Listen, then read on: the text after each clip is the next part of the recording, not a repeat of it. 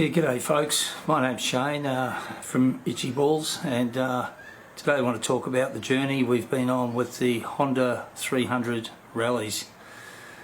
About 8 weeks ago we decided that we were going to purchase 2 rallies, and we were lucky enough to within 24 hours secure 2 of these in New South Wales and travel down and pick them up.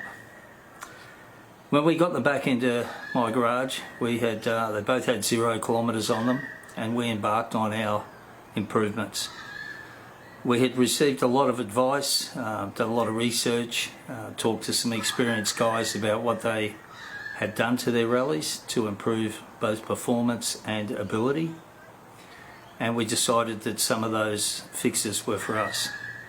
So we ended up buying from around the world Adriani front forks from Italy, a YSS canister cartridge shock for the back, and the ECU 550 from the States, the stainless steel exhaust system from Thailand, as well as the DNA filter, bar risers, alloy bars and so forth. So when we fitted all these, and there was me and my colleague Daryl, we fitted both of them in the garage here, and they still had 0 kilometres. So we weren't able to try these bikes out as stock, and it was very difficult to compare.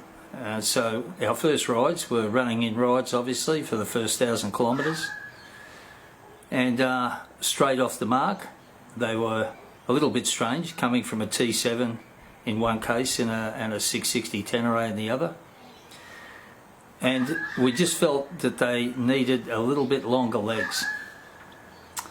So we fitted a 39 tooth rear sprocket, and this transformed the bike. You may think it's only one tooth on the rear, but we just found that it just found its sweet spot for both riding to and from the forest and also on our trail rides. We're now on 2,000 kilometres each roughly, and the bike just gets better and better. The smiles get wider and wider, and these bikes are just more than capable. I'm no lightweight at 110 kilos, but this bike carries me easily with agility and ability through any terrain I like to ride. And the idea of going to these was that as I head towards 70, I can continue to ride the terrain I like with the friends I like, and this bike will allow me to do it. How this journey started was about 3 months ago. I crushed a right foot on a hill climb under the Tenere 660, and I had trouble getting the bike off me. As one gets older, you also get weaker, and for some of you you'll find that out, and for some of you you've already found that out. So I made the decision to go to these Hondas, and I think it's the best decision I've ever made. They weren't cheap to set up, but the money we spent on, in particular suspension, was money well spent. It was probably almost $1,000 for the front end and equally as much for the back. We fitted the shock ourselves in the back, and we had professionals fit the cartridges up front, as we didn't have the workshop tools, etc. But these bikes are just proving to be an absolute blast. I've ridden quite some terrain in my time. I've ridden in other countries. I've had 3 trips to the Himalayas in some quite demanding country, and this bike would be the bike to have. We're very pleased with them. They're very smooth. The acceleration is all we could ask, and they're just set up beautifully. We're currently running MT21 Pirellis on the front and the back, and they appear to be doing a great job and also hooking the bike up well in some pretty slippery terrain. I live in the Sunshine Coast in Queensland, as does Daryl, and we get some pretty greasy terrain to ride because we have a lot of rainfall in this area. The rear Pirelli tends to be appears to be wearing quite quickly, so we may rethink that. We were going to go to the D606 Dunlop, however, being 10mm larger in diameter, we figured we'd like to leave the gearing as close as possible. We haven't changed much else. I will probably go to a lower set of pegs, being just over 6 feet, and it would make the cabin a little bit more comfortable, or the riding position. The seat, at first when I rode on this bike, I thought, what has Honda done? I thought it was deplorable. But 2,000 kilometres in, I'm finding that I'm adjusting to this seat. The seat is fine, and I doubt I'll be changing that anytime soon.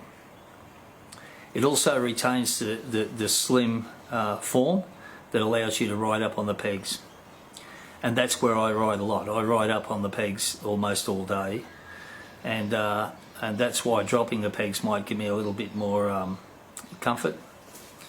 But wonderful, Honda's done a great job. I take my hat off to them. I also like to thank several people that provided great advice, and that's Catman, Shonky, and Brad in particular gave us great advice, as well as Scott.